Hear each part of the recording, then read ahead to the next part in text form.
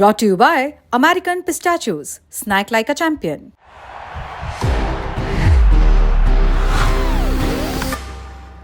That's the power of pistachio. Pakistan ऐसे आरोप लगाता रहा है कि जम्मू कश्मीर में मानवाधिकारों का हनन हो रहा है। भारत ने संयुक्त राष्ट्र माने यूनाइटेड नेशंस में इन आरोपों पर जवाब दिया है। यूएन में भारत के स्थायी मिशन के अधिकारी क्षितिज त्यागी ने कहा है कि पाकिस्तान किसी को उपदेश देने की स्थिति में नहीं है। उनके देश में मानवाधिकारों के हनन के साथ साथ अल्पसंख्यकों का उत्पीड़न भी हो रहा है। स्विट्जरलैंड के जिनीवा शहर में संयुक्त राष्ट्र मानवाधिकार परिषद माने यूएनएचआरसी के 58वें सेशन की 7वीं बैठक थी। न्यूज एजेंसी एएनआई की रिपोर्ट के मुताबिक इस बैठक में क्षितिज त्यागी ने कहा, India is exercising its right of reply in response to the baseless and malicious references made by Pakistan. It is regrettable yet unsurprising to see Pakistan's so-called leaders and delegates continuing to dutifully spread falsehoods handed down by its military terrorist complex. Pakistan is even making a mockery of the OIC by abusing it as its mouthpiece, which is fooling nobody. अब बात करते हैं कि भारत ने OIC पर बयान क्यों दिया। दरअसल पिछले कई सालों से भारत ओआईसी और पाकिस्तान के संबंधों पर सवाल उठा रहा है। ओआईसी एक अंतर सरकारी संगठन है जिसमें 57 देश शामिल हैं। इसका मकसद अंतर्राष्ट्रीय शांति और सद्भाव को बढ़ावा देना है और मुस्लिम देशों के हितों की रक्षा करना है। साल 2022 में 10 दिसंबर से 12 दिसंबर तक ओआईसी के महासचिव हुसैन ब्राहिम ताहा पाकिस्तान के दौरे पर थे। इस दौरान वो पाकिस्तान के कब्जे वाले कश्मीर माने पीओके भी पहुंचे। इस दौरान उन्होंने जम्मू कश्मीर की स्थिति पर कुछ बयान दिए। भारत ने इस दौरे की कड़ी निंदा की। विदेश मंत्रालय के तत्कालीन प्रवक्ता अरिंदम बागची ने कहा था कि ओआईसी ने अपनी विश्वसनीयता खो दी है।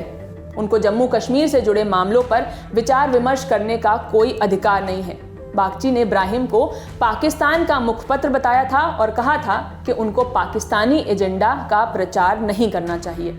यूएन में अपनी स्पीच में क्षितिज त्यागी ने जम्मू कश्मीर और लद्दाख पर भी तल्ख लहजे में पाकिस्तान को जवाब दिया है। उन्होंने कहा, जम्मू कश्मीर और लद्दाख भारत के केंद्र शासित प्रदेश हैं। ये भारत के हिस्से हैं और आगे भी रहेंगे। विस्तार से सुनते हैं कि उन्होंने क्या कहा। Political, social and economic progress in Jammu and Kashmir in the past few years speaks for itself.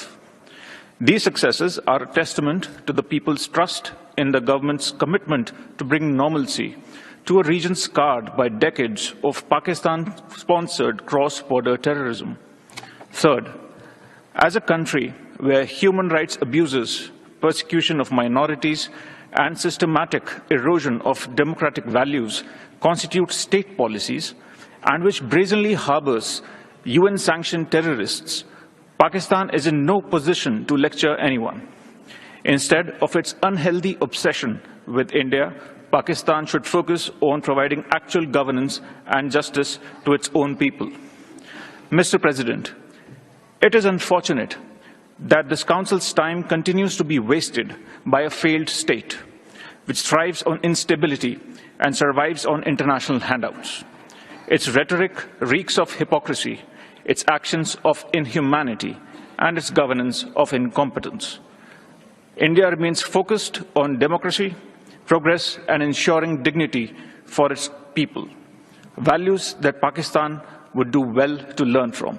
I thank you. त्यागी ने आगे कहा कि पाकिस्तान अंतर्राष्ट्रीय सहायता के भरोसे जीवित है। इनके बयानों में पाखंड है और ये अमानवीयता से भरे हुए हैं। भारत का पूरा ध्यान लोकतंत्र, प्रगति और अपने लोगों के लिए सम्मान सुनिश्चित करने पर है। पाकिस्तान को इससे सीखना चाहिए। इस खबर को लिखा था हमारे साथी रवि सुमन ने। मैं हूं शिवानी। बाकी खबरों के लिए देखते रहिए दिल ललन टॉप। बहुत बहुत शुक्रिया।